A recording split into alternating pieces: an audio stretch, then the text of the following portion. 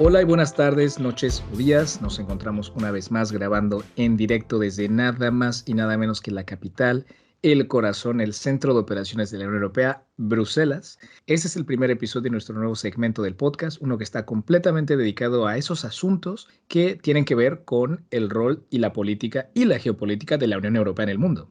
Y claro que para esta gran proeza, ¿no? Al final son muchos temas que tratar, pues tenemos que reclutar a alguien que no solamente tenga un poco más de libertad para hablar de los temas de la Unión Europea, sino que también es un loco por pues, la geopolítica de este bloque, ¿no? Y yo creo que muchos de ustedes oyentes saben claramente de quién estoy hablando ya. Y pues bueno, señoras y señoras, qué gusto me da la bienvenida de ya bienvenir a Julio Mateo Zaguarro Diplomacy. Julio, ¿qué tal? Y bienvenido ahora sí como te lo mereces, bro, como un host de este podcast. ¿Qué tal? Hola Fabio, hola Warriors. La verdad es que con las presentaciones que me haces como para no estar aquí de manera permanente. Y la verdad es que hace 4 o 5 años que hicimos el primer episodio en el que hablamos sobre Palestina y desde entonces siento que no he parado de formarme en Unión Europea. Y me acuerdo que hoy tuve una comida de negocios en la que estaba hablando con otra compañera que trabaja también para un lobby de industria y decíamos, madre mía, la diferencia que hay entre lo que aprendes en el máster y en los estudios de la Unión Europea y una vez empiezas a trabajar, lo que cambia la película. Y por eso creo que tanto tú como yo, que trabajamos en el ámbito de la Unión Europea, tenemos una perspectiva privilegiada en todo lo que pasa en la Unión Europea y qué mejor plataforma para compartirlo que en Warrior Diplomacy. Sin duda, sin duda. Tengo un amigo mío de allá de México, ¿no? Que le comentó un poquito la idea. No, tenemos pensado sacar un segmento dedicado a la Unión Europea porque, pues, a ver, son muchos países, pasan muchas cosas, tal. O sea, creo que sí vale la pena dedicarle un segmento una vez al mes o cada 5 o 6 semanas pues, hacerlo extendido, tal, porque, jo, pasan muchas cosas, ¿no? O sea, sacar un episodio estilo como cuando Ucrania, ¿no? Que son temas muy relevantes, continuos, pues está guay tener un estilo de formato aquí en Warrior donde pues los oyentes se pueden familiarizar con el host, ¿no? En el caso de Ucrania, pues siempre está Olexi, ¿no? O en los segmentos de Geopolítica 101 que explicamos conceptos de las teorías de relaciones internacionales, pues siempre está Martín y Tania, tal, ¿no? Entonces decíamos, ¿quién podría ayudarnos a hacer esto? Y obviamente, Julio, fuiste la primera persona de verdad que se nos ocurrió y tienes toda la razón. Ese episodio que hicimos que fue 2021 del contexto de la situación en Palestina e Israel y sigue siendo el episodio más escuchado de la fecha, ¿eh? Vamos a ver si no la rompe más este de aquí, porque hay mucha gente muy, muy, muy fan de lo que pasa en la Unión Europea.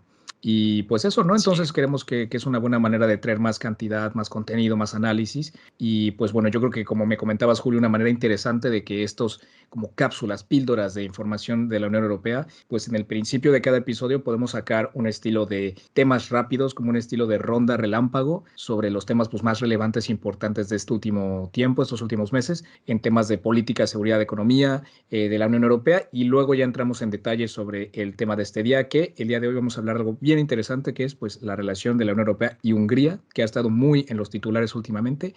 Sí, de todos modos, creo que la Unión Europea se merece un segmento del podcast en sí, porque como decimos en el mundillo, la Unión Europea es una organización sui generis. ¿Qué quiere decir esto? Que es una organización que no tiene símil en las relaciones internacionales. Entre otras cosas, por ejemplo, tiene personalidad jurídica, lo cual lo convierte en un actor bastante interesante. Igual aquí os doy un poco el guante a Geopolítica 101 para que expliquéis qué es esto de tener Ujú. personalidad jurídica porque es bastante interesante y por esto creo que realmente puede ser muy interesante que dediquemos un análisis de las cosas que pasan en Bruselas y después un análisis un poco más detallado de algo que haya pasado fuerte estas semanas. Y de hecho me parece que este primer episodio piloto viene en un momento bastante candente aquí en Bruselas. Candente porque casi nos queman literalmente Bruselas y para eso tenemos a una muy buena amiga mía, Sofía Sánchez Manzanaro, que es periodista agri, cubre la agricultura en un medio digital aquí en Bruselas y para ello nos ha dedicado un pequeño audio. Lejos de ser un movimiento unificado, las protestas de agricultores que se han extendido en Europa en las últimas semanas responden a un descontento generalizado por la situación económica y los requisitos administrativos a los que se enfrenta el sector.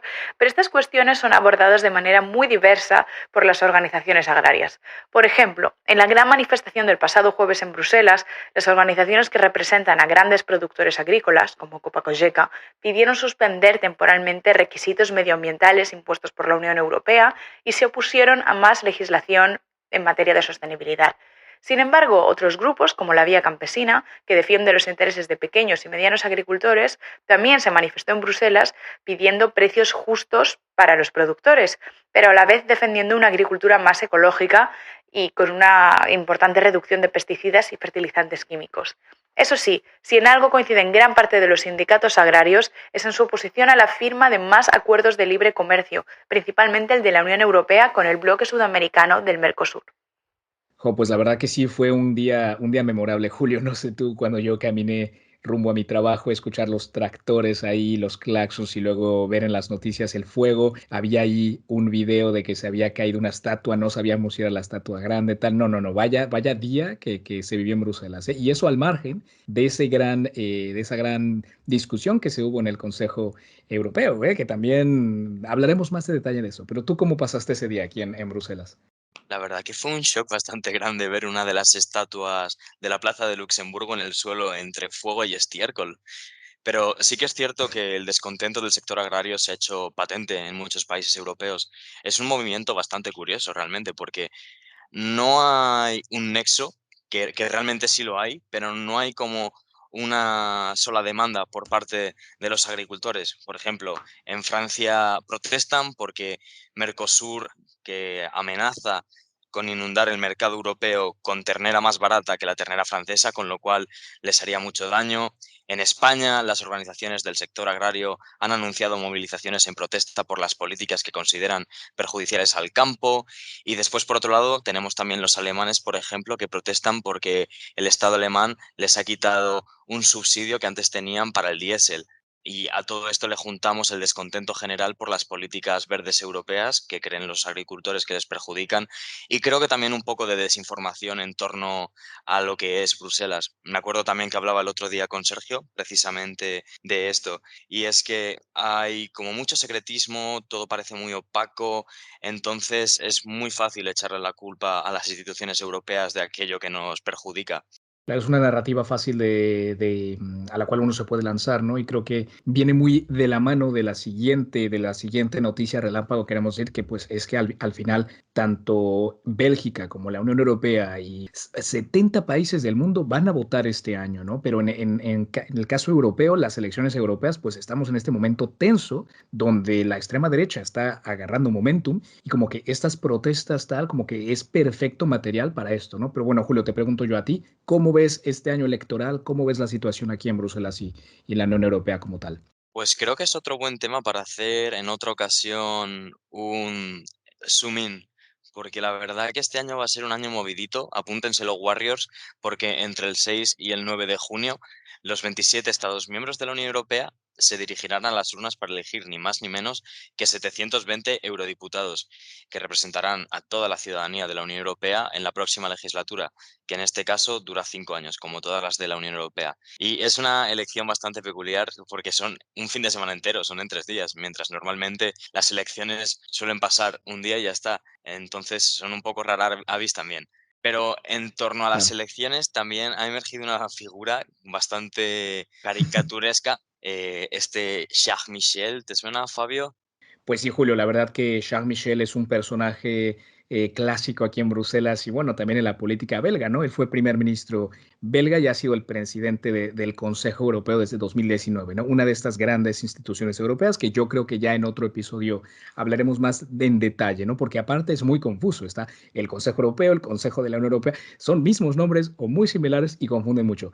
Pero en fin, el anuncio de que Charles Michel iba a lanzarse a las elecciones parlamentarias europeas, pues causó un poco de escándalo en Bruselas, porque pues básicamente le estaba abriendo un poquito la puerta a nuestro personaje característico, nuestro personaje principal de este episodio, Víctor Orbán, a tomar decisiones un poquito más interesantes o a mediar de una manera un poco más activa por pues distintas cosas que explicaremos en este episodio un poco más adelante. Hay que subrayar que estamos hablando de la presidencia húngara del Consejo de la Unión Europea. Así que también te tomo palabra ahí porque quizá no estaría de más hacer un zoom in y explicar exactamente cómo funcionan las instituciones europeas y quién es quién, porque realmente no es sencillo para absolutamente nada. Pero desde luego este año va a ser un año apasionante en lo que a democracia se refiere, ya que es un bloque enorme en el que hay muchísimas cosas en juego, como bien tú decías, el porcentaje de la extrema derecha. Hoy también estábamos hablando de, claro, normalmente se hace un cordón sanitario con los partidos de extrema derecha, pero si la extrema derecha gana fuerza real dentro del Parlamento Europeo, pues habrá que dejar de marginarlos para hablar con ellos y conseguir mayorías. No sé, no sé. Creo que Total. va a ser algo complicado e interesante de ver. Como también va a ser interesante ver cómo se desarrolla la misión militar en el Mar Rojo de la Unión Europea, porque la Unión Europea ha lanzado una misión naval en el Mar Rojo para proteger los buques mercantes de posibles ataques.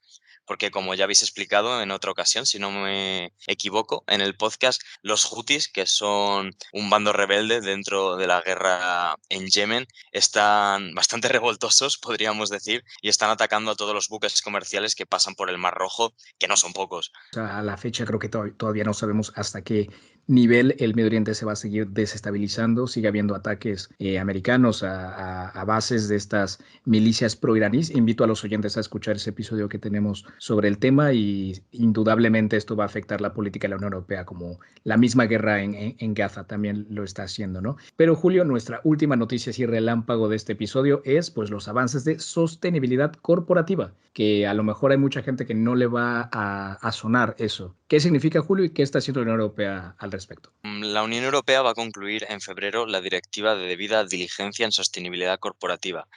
Me gusta porque es incluir algo de derechos sociales en esto de guerra, conflicto y demás, que es puro sufrimiento, pues algo también tiene que haber bueno.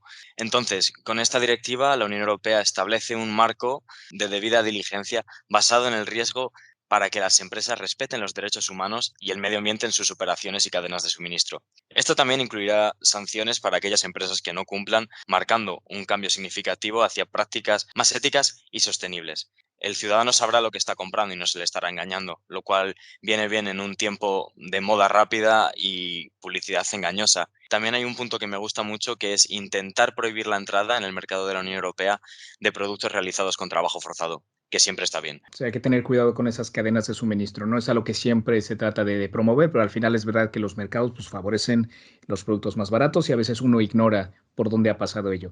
En fin, Julio, yo creo que ahora podemos entrar ya en materia, en el spotlight, el tema de este episodio como tal, y es pues esta compleja relación entre Hungría y la Unión Europea, ¿no? Y en el centro de esta historia está Víctor Orbán. Así que sin más preámbulos, creo que podemos entrar a este primer bloque.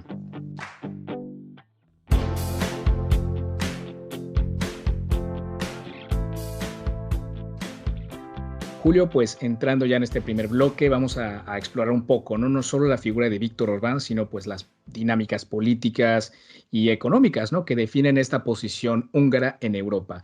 Pero para poder hablar de ello, creo que lo que tenemos que hacer es remontarnos un poquito más en el tiempo y hablar de Víctor Orbán. Julio, ¿por qué no nos explicas un poco de dónde surge, cómo consolida su poder este personaje tan escuchado últimamente? Hay una expresión en español que es de aquellos barros, estos lodos, lo cual quiere decir que para entender lo que pasa ahora tienes que entender lo que ha pasado en el pasado. Y creo que esto es lo que pasa con Orbán.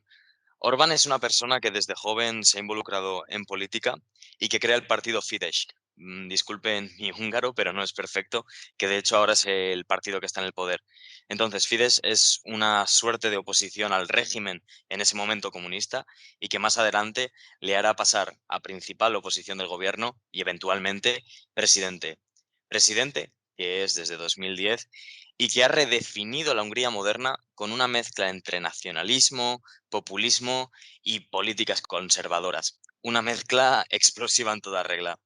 Su liderazgo ha resultado en una Hungría que defiende ferozmente su soberanía frente a la presión de la Unión Europea, especialmente en temas como la migración y la legislación social, que le han hecho un poco saltar al poder, ya que en 2010 estamos en un contexto de crisis económica, de crisis de migración.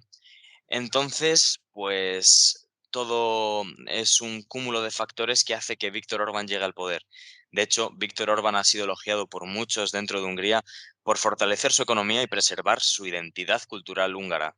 Sin embargo, sus críticos en el ámbito internacional lo acusan de erosionar la democracia liberal y centralizar el poder de manera que limita la independencia de las instituciones judiciales y la libertad de la prensa. Y además, también es conocida su amistad preocupante, diría, con Vladimir Putin Total. y su cercanía con el régimen del Kremlin. Aunque es cierto que se ha enfriado un poco tras la agresión a Ucrania. Y no deja de ser aún así, de cierta manera, un caballo de Troya dentro de la Unión.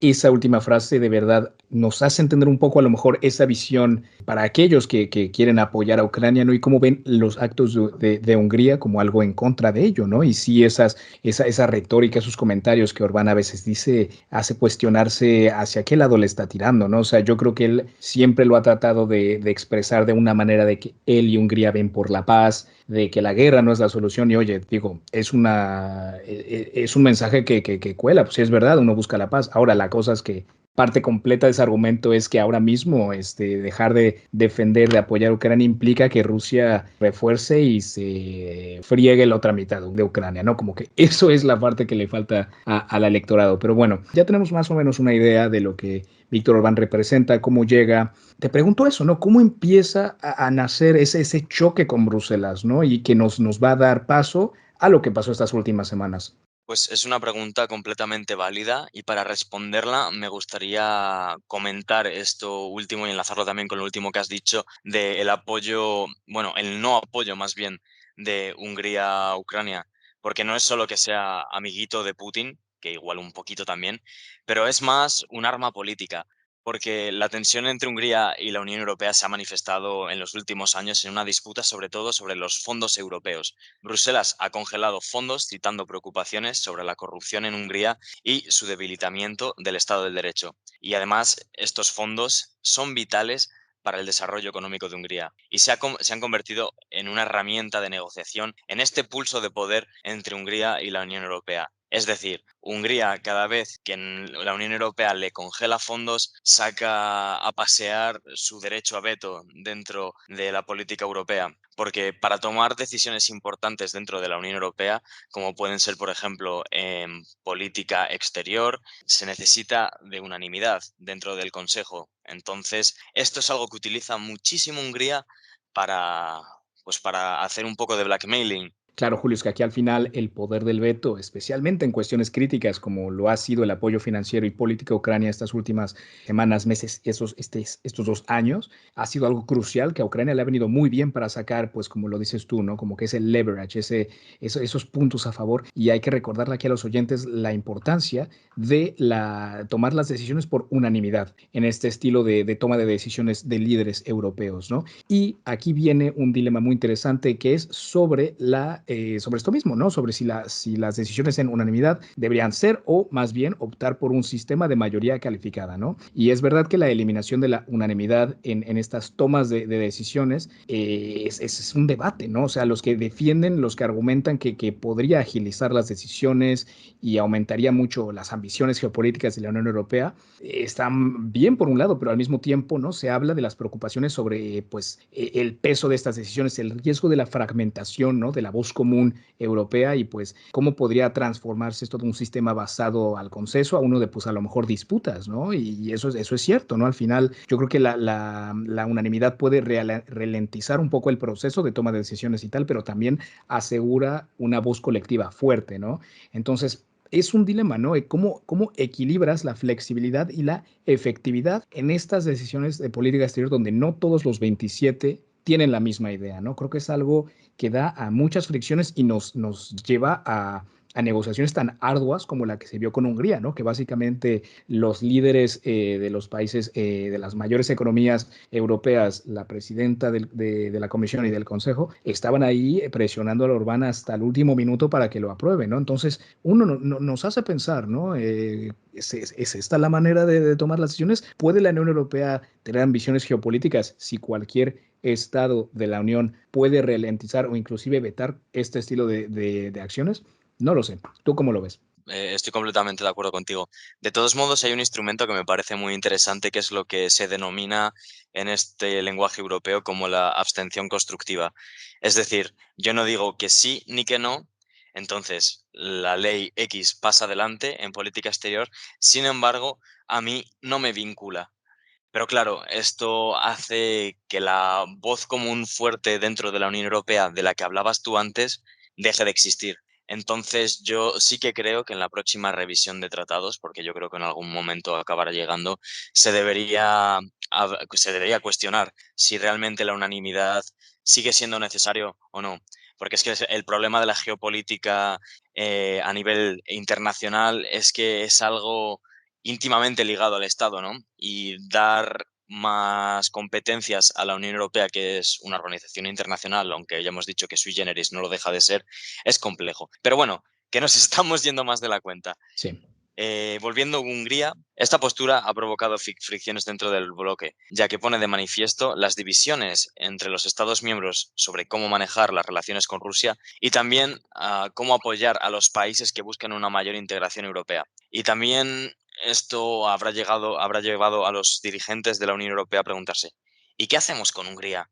Porque realmente existe dentro de los tratados, el artículo 7 es una suerte de botón nuclear por el cual se revocaría el derecho de voto en el Consejo Europeo y en el Consejo de la Unión Europea, los dos a Hungría, o a cualquier país, vaya, pero en este caso Hungría. Como digo, esto se considera la opción nuclear y nunca se ha llegado tan lejos en la historia de la Unión Europea, y pienso que en este caso, y más después de ver cómo han acabado las cosas, no se va a llegar tan lejos. No, no, no, sin duda. Y yo creo que fue también que los líderes europeos se veían ya tan cansados y tan hartos de tanta negociación y tantos bloques que estaban ya considerando usarlo. Y también creo que se habló un poco de tomar medidas para afectar la economía húngara. Que yo también me cuestionaba cómo es posible, ¿no? Que una institución como la Unión Europea va a tomar decisiones que van a impactar en uno de sus estados miembros, ¿no? O sea, ¿qué onda? ¿Qué está pasando acá? Y yo creo que la seriedad de estas conversaciones le hizo darse cuenta a Orbán de decir, ¿sabes qué? Hay que pactar algo porque esto va a avanzar aunque yo no quiera.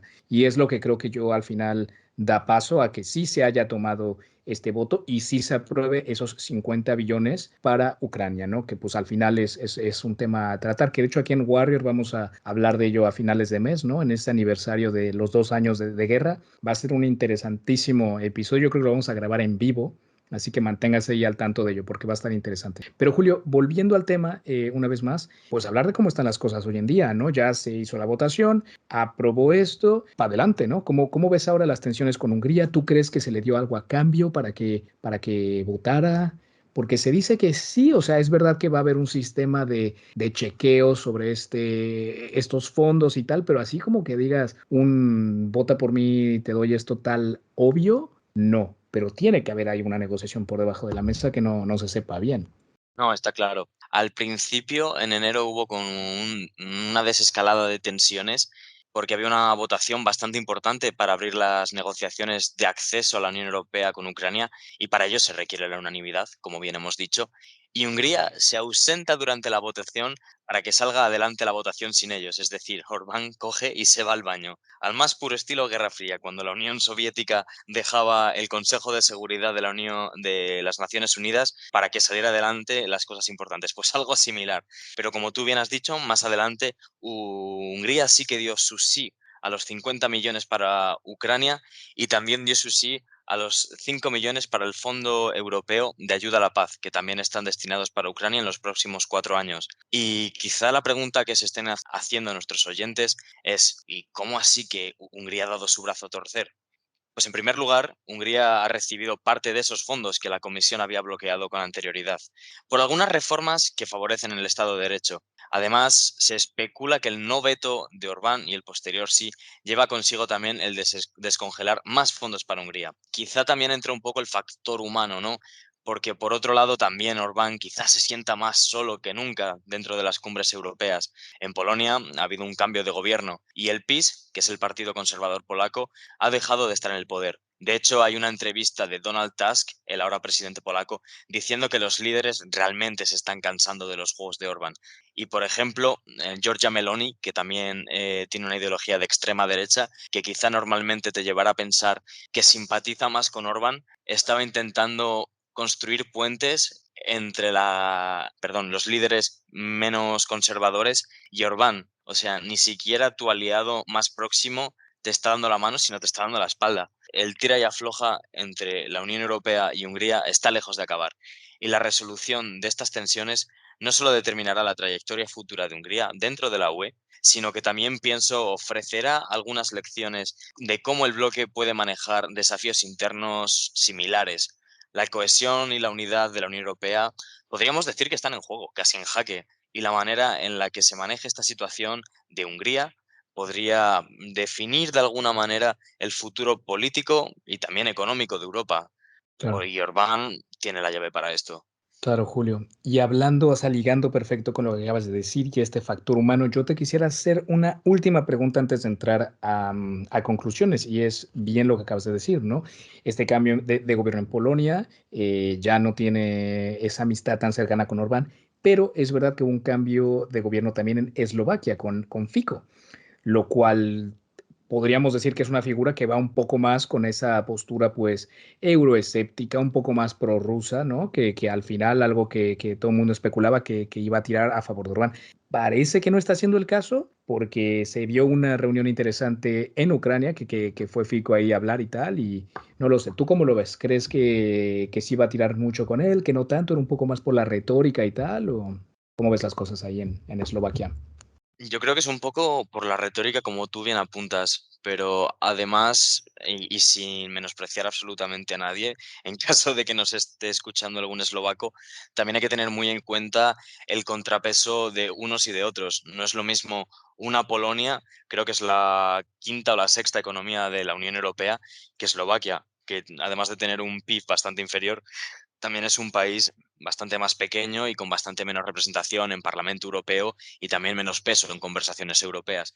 Entonces yo creo que por mucho quizás sí que Fico en Eslovaquia tienda a ir más hacia Rusia, quizá no es algo tan fuerte como duda en su momento con Polonia. Entonces creo que en ese caso sí que hay una cierta diferencia. Y yo creo que Orbán se va a continuar viendo solo y esto va a hacer que por fin, me estoy sacando un poco mi bola de cristal, tenga un tono más constructivo, como hemos estado viendo estos últimos 2 meses.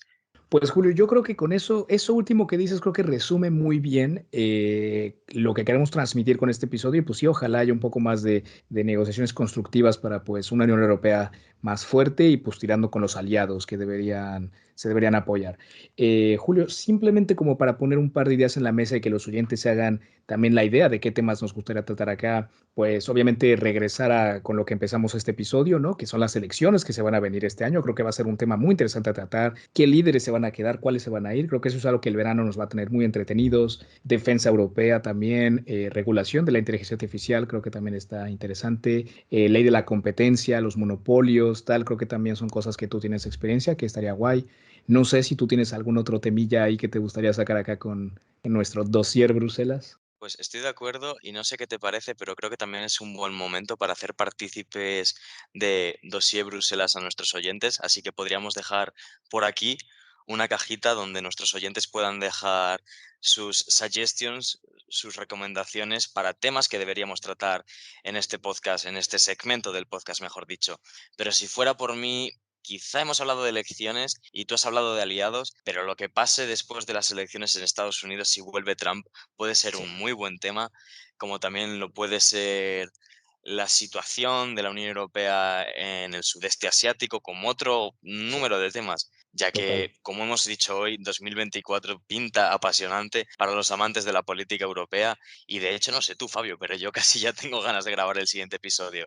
Estoy de acuerdo, Julio. Y pues simplemente para concluir esto, haciendo un par de recomendaciones internas de otros episodios, y es que tú y yo grabamos ese episodio sobre la estrategia geopolítica de la Unión Europea, la autonomía estratégica. Muy buen episodio, no es de hace mucho tiempo, encontrará el enlace aquí abajo, antes de esa preguntilla para que nos den recomendaciones de temas. También recomendar nuestro episodio de populismo, polarización y posverdad. También creo que hablamos un poco de la figura de Orbán en ese episodio. ¿Qué más les recomiendo? Les recomendaría inclusive otro Geopolítica 101, donde hablamos de lo que es una organización internacional. Recuerdo que a lo largo del podcast hablamos de la soberanía y lo que los estados tienen que darle a estos organismos y lo que se pierde tal. Entonces, en ese episodio se habla mucho de ese tema y no sé, simplemente por recomendar cosillas para aquellos oyentes de este podcast.